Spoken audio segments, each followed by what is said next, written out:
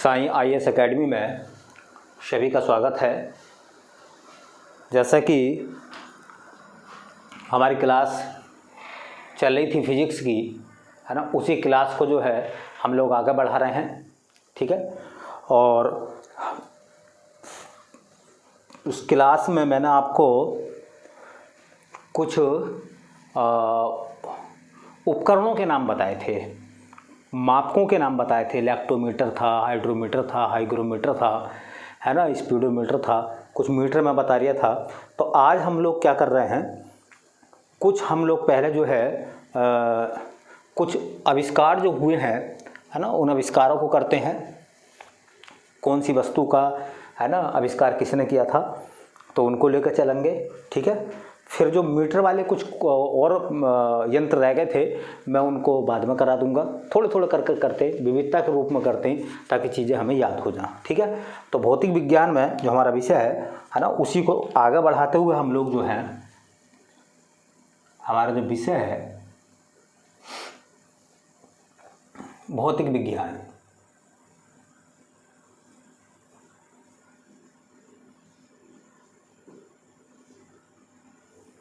ठीक है। तो कुछ आविष्कार हैं और उनके आविष्कारक हैं,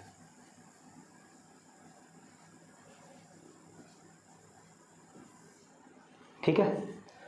आविष्कार और आविष्कारक, किसकी खोज किसने करी है, ठीक।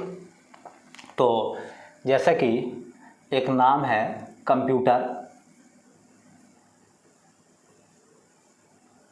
है ना, तो कंप्यूटर का आविष्कार। ऐसे दूसरा है कैलकुलेटर,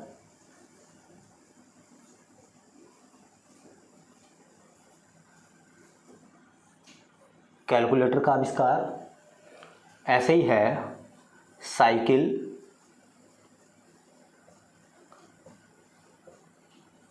का आविष्कार। ऐसे ही है बेटा मोटरसाइकिल,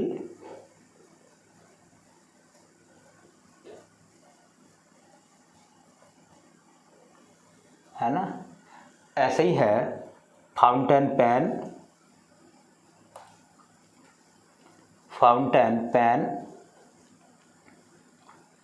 का आविष्कार। ऐसे ही बेटा बॉल पेन का आविष्कार। ऐसी है बेटा रिवॉल्वर, है ना। ऐसे ही है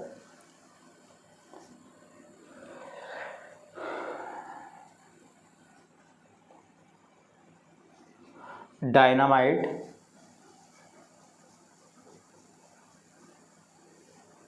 है ना, का आविष्कार। ऐसे अपने पास में आता है परमताप,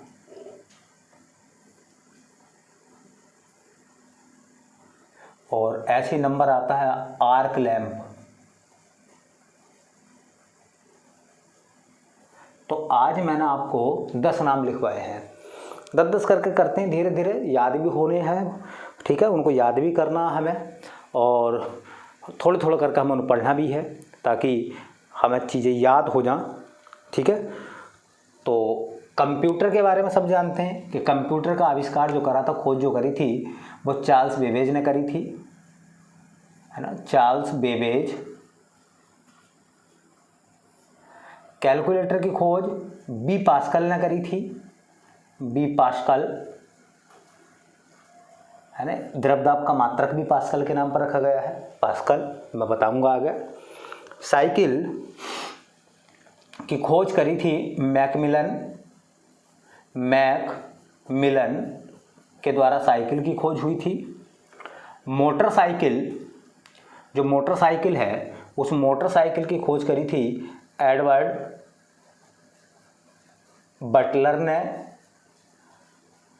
बटलर के द्वारा हुई थी। फाउंटेन पेन की खोज करी थी वाटरमैन।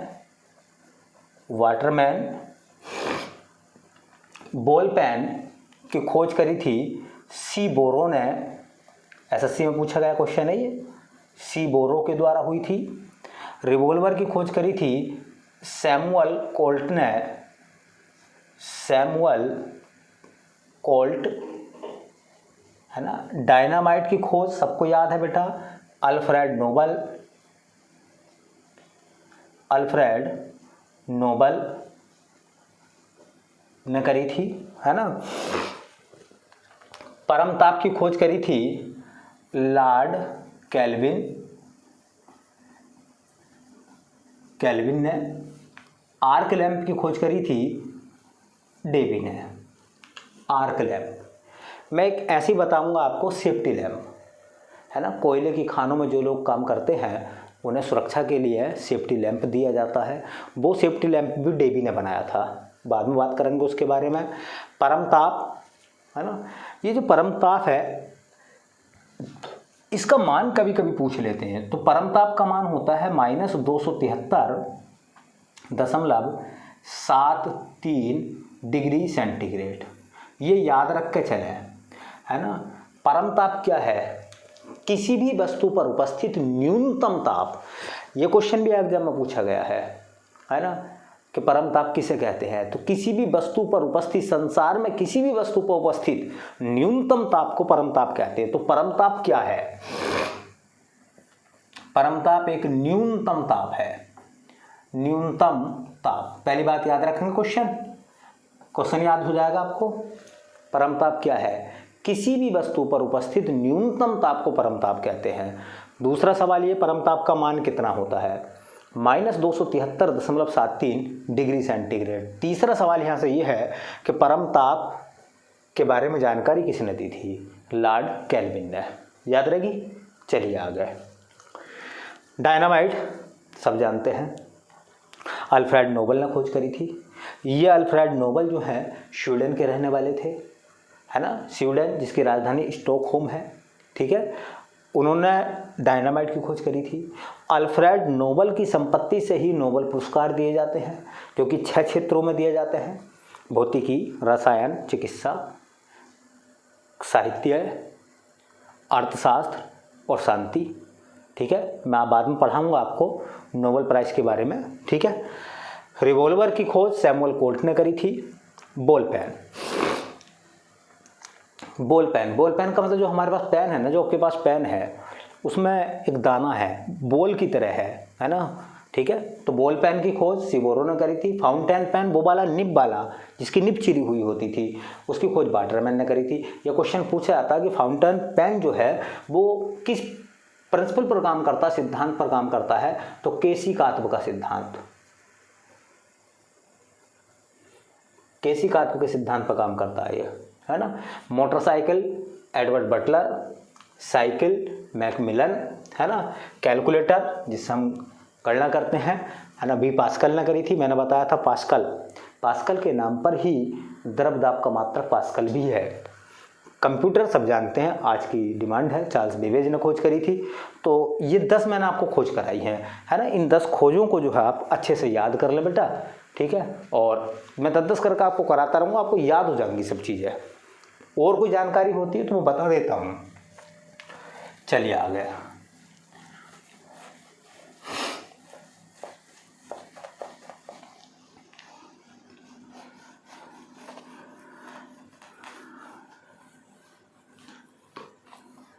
हमारा जो स्टेप है आज पहला, है ना, वो है बेटा आवेग। आवेग अंग्रेजी में इम्पल्स बोलते हैं, वैसे आई से हम लोग प्रदर्शित करते हैं आवेग को। पहला सवाल यह है कि आवेग क्या है ना। आवेग क्या, हम हर पॉइंट को टच करते हुए चलेंगे, फिजिक्स के डिटेल में ज़्यादा नहीं जाएंगे, है ना। मात्रक, बीमा, सूत्र, है ना, कोई उदाहरण, उनको हम पढ़ते हुए चलेंगे, ठीक। तो पहला सवाल मेरा ये है आपसे, आवेग क्या है? आपने छोटी क्लास में पढ़ा होगा, आवेग एक बल है। आवेग क्या है? बल है। कैसा बल है? अल्प समय के लिए किसी वस्तु पर जो बल लगाया जाता है वो आवेग कहलाता है। बहुत थोड़े समय के लिए अगर हम किसी वस्तु पर बल लगाते हैं तो वो लगने वाला बल क्या कहलाता है? आवेग कहलाता है। तो डेफिनेशन क्या हो जाएगी, है ना, डेफिनेशन हो जाएगी, किसी वस्तु पर किसी वस्तु पर अल्प समय के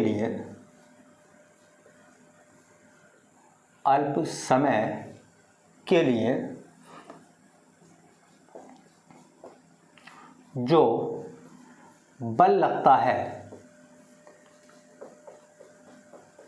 किसी वस्तु पर अल्प समय के लिए जो बल लगता है आवेग कहलाता है।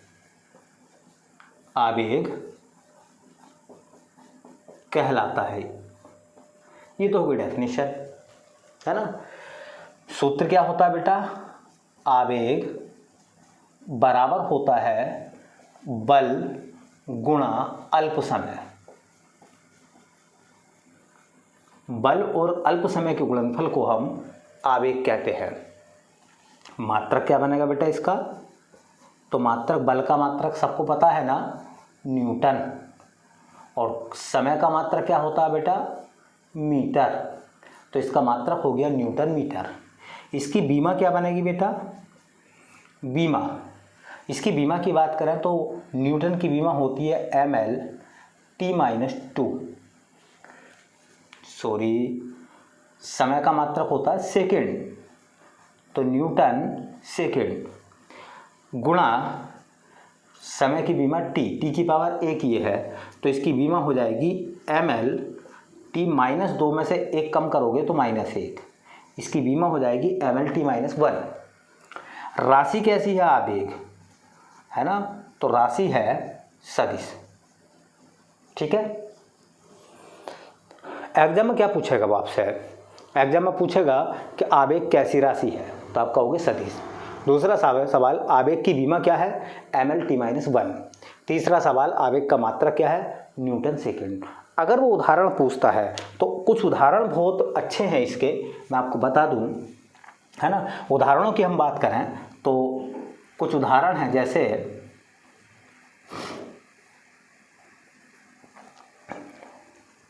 बल्ले द्वारा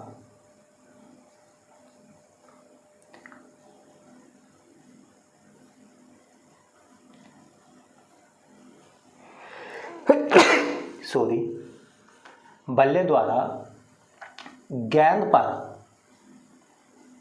लगा बल।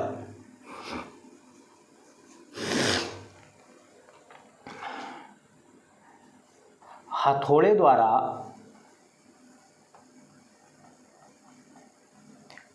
कील पर लगा बल। इसको व्यवहारिक लेते हैं हम, व्यवहारिक तरीके से देखते हैं। एक बात बताओ, आपने क्रिकेट खेलते हुए टीम को देखा होगा, क्रिकेट भी खेला होगा। जब बॉलर गेंद फेंकता है, बैट्समैन उस गेंद को बल्ले से मारता है, तो गेंद और बल्ले का संपर्क घंटों में होता है, मिनटों में होता है, सेकंडों में होता है। क्या है आपका जवाब? सेकंडों में होता है ना। तो गेंद ने जो बल्ले पर बल लगाया है या बल्ले ने गेंद पर जो बल लगाया है, बहुत थोड़े समय के लिए बल लगा है, वो बल ही आवेग है। जब हम हथौड़े पर से किसी कील को ठोकते हैं तो हथौड़ा और कील का संपर्क, हथौड़े का कील के साथ जो संपर्क होता है वो मिनटों में होता है, घंटों में होता है या सेकंडों में होता है? सेकंडों में होता है ना। तो अल्प समय के लिए जो बल लगता है वही बल क्या कहलाता है? वही बल आवेग कहलाता है ना। आपने देखा होगा, है ना, जब लड़ाई होती है, मान लीजिए किसी को थप्पड़ मारा जाता है, तो गाल का और थप्पड़ का संपर्क जो है बहुत थोड़े समय के लिए होता है ना। क्या किसी के मुंह पर थप्पड़ मारकर रोके रहते हैं? नहीं, थप्पड़ मारकर हट जाता हाथ। तो हाथ के द्वारा गाल पर जो थप्पड़ मारा जाता है या थप्पड़ लगाया जाता है, उसका जो टाइम है बहुत कम समय है ना, तो वो जो बल लगा है वो आवेग कहलाएगा। ये ऐसे व्यवहारिक उदाहरण है। पड़ी हुई गेंद है, आप उसे ठोकर मारते हैं। जब आप उसे ठोकर मारते हैं, गेंद पर किक मारते हैं, तो बल कितने समय के लिए लगता है? अल्प समय के लिए। वही बल जो है आवेग कहलाता है। अब शायद बात आपको क्लियर हो गई होगी, है ना। अगर आप है ना अपने हाथ को जो है दीवार पर मारते हैं, ठीक है, तो दीवार और हाथ के बीच में जो समय लगा है, बल जो लगा है, वो बल आवेग कहलाएगा। ऐसे व्यवहारिक बहुत सारे उदाहरण हैं। ठीक। ऐसी देखिए,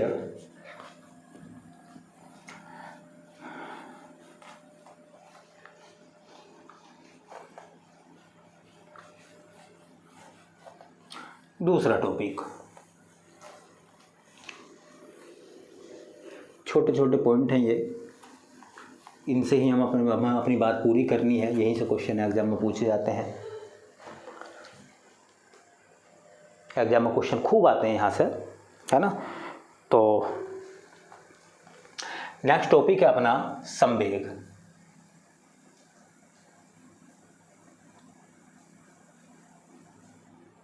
अंग्रेजी में मोमेंटम बोलते हैं इसको, है ना। संवेग को मोमेंटम बोलते हैं हम। देखिए, संवेग शब्द को जब तोड़ोगे तो सम प्लस वेग बनेगा। यहाँ सम का मतलब है सहिति, सहिति।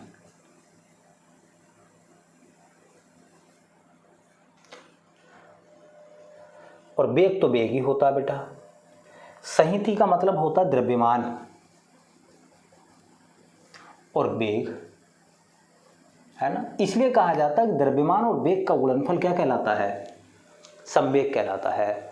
द्रव्यमान और वेग का गुणनफल क्या कहलाता है? संवेग कहलाता है। और डेफिनेशन क्या बनाएंगे हम डेफिनेशन कहते हैं किसी वस्तु के द्रव्यमान और वेग का गुणनफल संवेग कहलाता है। तो संवेग का जो सूत्र है, पहले इसको देखते हैं। संवेग का जो सूत्र है वो होता है बेटा द्रव्यमान गुणा वेग, ठीक है। संवेग का मात्रक बनाओ तो संवेग का मात्रक आता है बेटा, द्रव्यमान का मात्रक मैंने बताया था किलोग्राम, गुणा वेग का मात्रक होता है मीटर प्रति सेकंड। तो या तो आप ऐसे कह सकते हैं किलोग्राम मीटर प्रति सेकंड, या इसी को आप लिख सकते हैं न्यूटन सेकंड, न्यूटन सेकंड। जो आवेग का मात्रक है वही संवेग का मात्रक है, ठीक है। बीमा बनाएंगे इसकी, तो बीमा क्या बनेगी बेटा, यहाँ से बना लो m, मीटर की बीमा l, t की बीमा ऊपर पहुँचा दो m/t-1। जो आवेग की बीमा वही संवेग की बीमा है। राशि कैसी है ये, है ना, कैसी राशि है संवेग? तो राशि ये भी सदिश है। राशि कैसी है? सदिश है ना। अब देखिए कुछ और पॉइंट है जो एग्जाम में पूछे गए हैं, मैं आपको सब उदाहरण बताऊंगा, पहले आप मेरे साथ समझते रहिए चीज़ों को। एक पॉइंट आता है जिसमें लिखा गया है कि संवेग परिवर्तन की दर, संवेग, है ना, परिवर्तन की दर बल के बराबर होती है, बल के बराबर होती है। मतलब संवेग परिवर्तन की दर जो है वो बल के समान होती है। मतलब संवेग परिवर्तन की दर को बल कहते हैं। डेफिनेशन है बल की परिभाषा यहाँ से, है ना। संवेग परिवर्तन की दर बल के बराबर होती है। अगर आप प्रूफ करना चाहें तो प्रूफ भी आप कर सकते हैं, है ना भाई। संवेग परिवर्तन की दर, अगर मैं इसे प्रूफ करना चाहूँ तो ये है संवेग परिवर्तन। संवेग परिवर्तन का मतलब हो गया संवेग में परिवर्तन, अंतिम संवेग माइनस प्रारंभिक संवेग, है ना, की दर। दर शब्द जब आता तो बटे में हम लगाते हैं टाइम, मतलब समय, समय के साथ साथ संवेग में होने वाला बदलाव। अंतिम संवेग, संवेग होता द्रव्यमान गुणा वेग, अंतिम वेग हो गया v, सुना होगा आपने। प्रारंभिक वेग mu बटे टी, m ले लो आप कॉमन तो बचा b माइनस u बटे टी।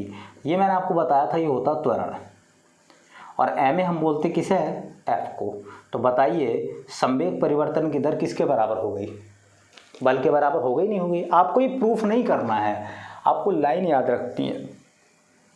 क्या है ऑप्शन, वो देगा संवेग परिवर्तन की दर बराबर होती है बल के, द्रव्यमान के, वेग के, त्वरण के। चार विकल्प आपके सामने, आपको सही विकल्प का जवाब देना है ना। तो बल के बराबर होती है, ठीक। चलिए आगे देखो, ऐसे ही बेटा और चीज़ें देखना आप।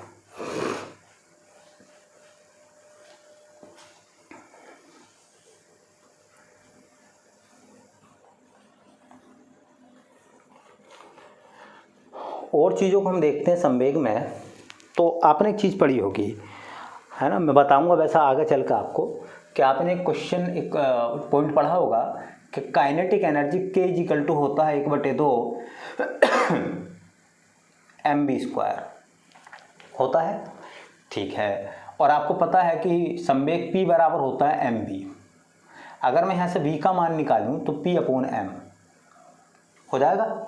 चलिए, अगर K बराबर 1/2 mv² करेंगे, हम इसका b का स्क्वायर करेंगे तो P²/m², m से पावर ख़त्म हो जाएगी, P² बराबर आएगा 2km, P बराबर हो जाएगा √2km।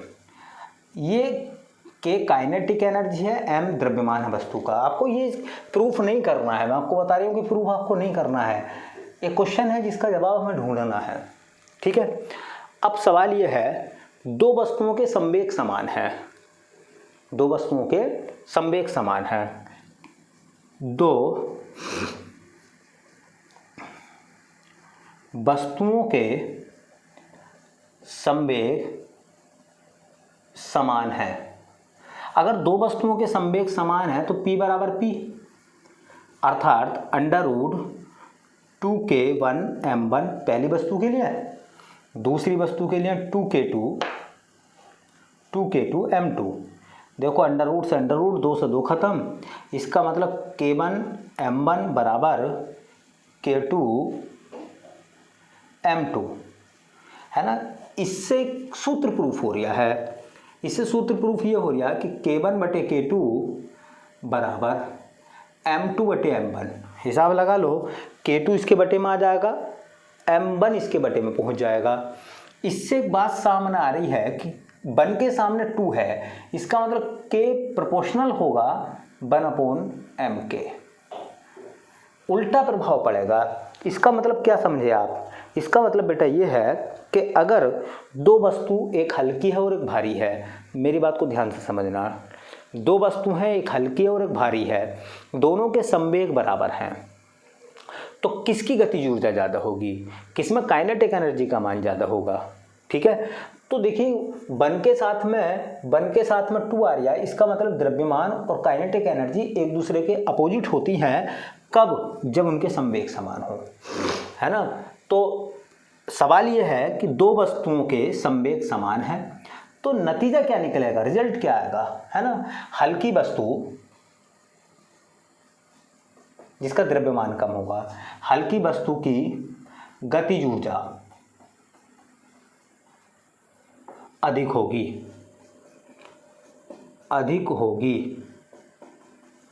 याद रख लीजिए। ये सवाल जो है एग्जाम में पूछा गया है एसएससी के, है ना। उसमें सवाल ये पूछा गया था कि दो अलग अलग द्रव्यमान की वस्तुएं हैं, दोनों वस्तुओं के संवेग समान हैं, तो बताइए निम्नलिखित में से कौन सा कथन सही होगा? हल्की वस्तु की गतिज ऊर्जा ज़्यादा होगी, दूसरा भारी वस्तु की गतिज ऊर्जा ज़्यादा होगी, तीसरा दोनों की गतिज ऊर्जा समान होगी, चौथा इनमें से कोई विकल्प सही नहीं है।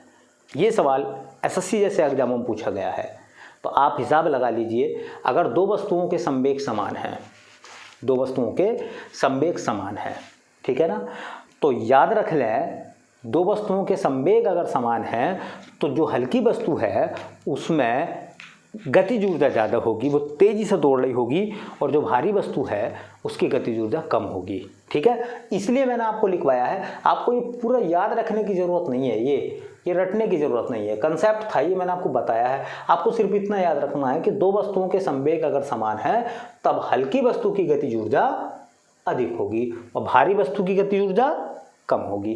क्लियर होगी बात? चलिए एक और पॉइंट मैं आपको बताता हूं, उस पर ध्यान दो। पहले अभी हमने पढ़ा कि संवेग P बराबर होता है mv, ठीक है ना, P बराबर mv। अगर संवेग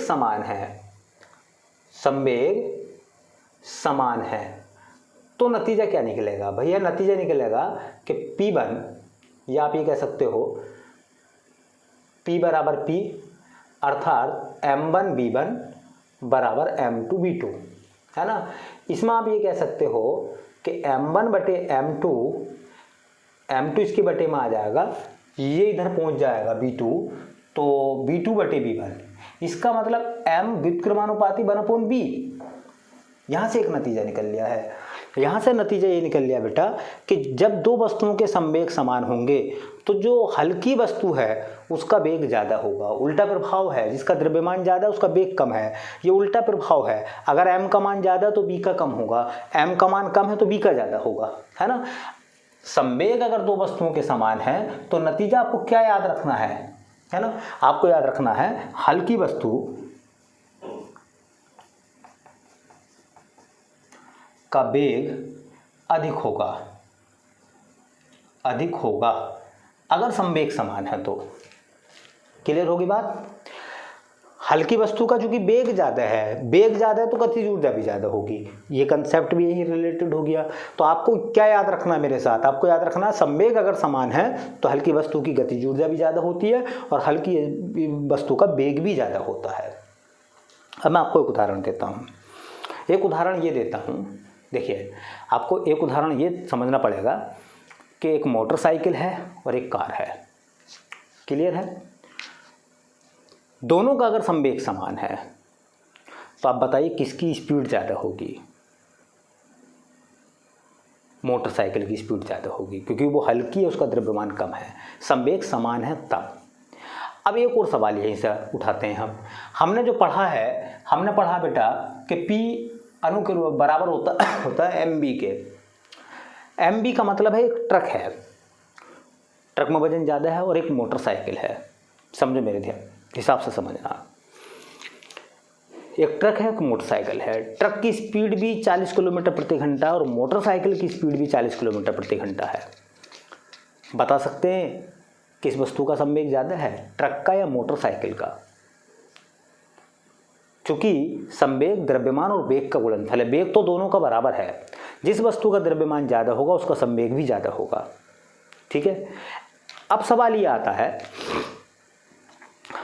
ये आता देखिए, एक बच्चा है और एक बड़ा आदमी है, नौजवान है।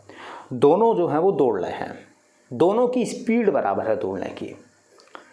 ठीक है। दौड़ते समय अचानक वो किसी दीवार से टकरा जाते हैं। किसको चोट ज़्यादा लगेगी, बड़े को या छोटे को? हिसाब लगा लीजिए। जिसका द्रव्यमान कम है उसका संवेग कम होगा। ठीक है। जिसका द्रव्यमान ज़्यादा है उसका संवेग ज़्यादा होगा, उसको चोट ज़्यादा लगेगी जिसका संवेग ज़्यादा है। यही सवाल उल्टा करके पूछते हैं, है ना, कि एक छोटा बच्चा है, एक बड़ा आदमी है ना, दोनों दौड़ रहे हैं। संवेग तो बड़े आदमी का ज़्यादा होगा, ठीक है, क्योंकि उसका द्रव्यमान ज़्यादा है। वेग दोनों का समान है। उन्हें रोकने के लिए, अगर आप उन्हें रोकना चाहें तो किसको रोकने के लिए आपको ज़्यादा बल लगाना पड़ेगा? बोलिए। जो व्यक्ति भारी है, जिसका संवेग ज़्यादा है, उसे रोकने के लिए आपको ज़्यादा बल लगाना पड़ेगा। क्लियर होगी बात। चलिए, ऐसे ही एक आता यहीं से संवेग संरक्षण का सिद्धांत। क्वेश्चन जो मैं बोल लिया हूँ उन्हें नोट भी कर लिया करो बेटा, है ना। वैसे मैं आपको टेस्ट दूंगा जब आपको पता चलेगा पूरी तरीके से कि हम कितना सीखे हैं। सभी टॉपिक से रिलेटेड मैं आपको एक टेस्ट बना कर दूंगा, है ना। और 2-4 दिन का इंतज़ार करिए आप, ठीक है। और आप मेरे टेस्ट को सोल्व करिए बेटा, ठीक है। तब आपको पता चलेगा कि आपने कितना पढ़ा है। ठीक। चलिए, संवेग संरक्षण का सिद्धांत। संवेग संरक्षण का सिद्धांत, है ना। इसमें कहा गया कि अगर किसी वस्तु पर कोई बल काम ना कर रहा हो तो उस पर लगने वाला संपूर्ण संवेग जो है उसका वो नियत और स्थिर होता है ना। जैसा कि आप सब जानते हैं, संवेग संरक्षण के सिद्धांत की एक खास बात यह है कि जैसे रॉकेट होता है ना, हमारा रॉकेट, एसएससी ने खूब पूछा है रॉकेट किस सिद्धांत पर काम करता है? संवेग संरक्षण के सिद्धांत पर, है ना। बंदूक किस सिद्धांत पर काम करती है? संवेग संरक्षण के सिद्धांत पर, है ना। तोप किस सिद्धांत पर काम करती है? संवेग संरक्षण के सिद्धांत पर। खूब पूछता वो इस तरीके के सवाल। पहले तो आप सवाल नोट डाउन कर लो, है ना। रॉकेट किस सिद्धांत पर काम करता है? संवेग संरक्षण के सिद्धांत पर। बंदूक है वो या तोप हो, इसमें क्या है, जैसा अब मैं एक उदाहरण बंदूक का देता हूँ, तो जब बंदूक से गोली छूटती है ना, तो देखिए बंदूक पीछे की तरफ झटका लगाती है। पीछे की तरफ जब बंदूक को झटका लगता है तो आपको पता है गोली आगे जाती है, बंदूक पीछे चली जाती है ना, थोड़ी पीछे चली जाती है, ठीक है। गोली छोटी होती है, उसका द्रव्यमान कम होता है, संवेग दोनों का समान होता है। जितना संवेग बंदूक का होगा उतना ही संवेग किसका होगा? गोली का होगा। इसलिए आपने सुना होगा कि गोली का द्रव्यमान कम होता है, इसलिए वो बहुत दूर चली जाती है। बंदूक का द्रव्यमान गोली के द्रव्यमान से ज़्यादा होता है, इसलिए वो थोड़ी सी पीछे की तरफ आती है, उसका वेग कम होता है ना। अब हिसाब ये लगा के चलें कि बंदूक को हल्का बना लें, बहुत हल्का बना लें आप बंदूक को। जितनी हल्की बंदूक होगी, है ना, उसका वेग उतना ही ज़्यादा होगा।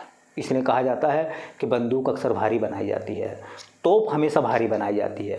क्यों? क्योंकि गोले का संवेग और तोप का संवेग दोनों बराबर होते हैं। अगर तोप हल्की होगी तो झटका ज़्यादा लगेगा। क्लियर होगी बात? ठीक है ना। इसलिए थोड़ी सी बात याद रख लेना ये, है ना। गोली का संवेग बराबर होता है बेटा बंदूक का संवेग, बंदूक का संवेग, है ना। जो रॉकेट छोड़े जाते हैं ना, रॉकेट, ठीक है, रॉकेट छोड़े जाते हैं तो रॉकेट से निकलने वाली गैस, धुआं, गैसों का दाब वायुमंडल को पीछे की तरफ धक्का देता है, वायुमंडल उसको आगे की तरफ धक्का देता है। इसलिए क्वेश्चन पूछा जाता है कि संवेग संरक्षण का सिद्धांत जो है वो न्यूटन के किस नियम के तुल्य है ना। तो संवेग संरक्षण का सिद्धांत न्यूटन के तीसरे नियम के तुल्य है।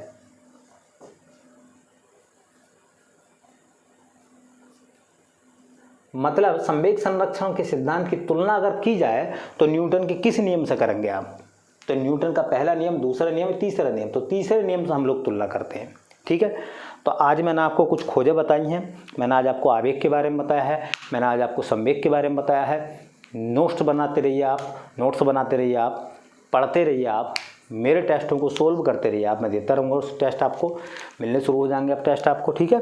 और हमारे इस वीडियो को आखिर तक देखें, ठीक है, और शेयर करें, सब्सक्राइब करें चैनल को, ठीक है।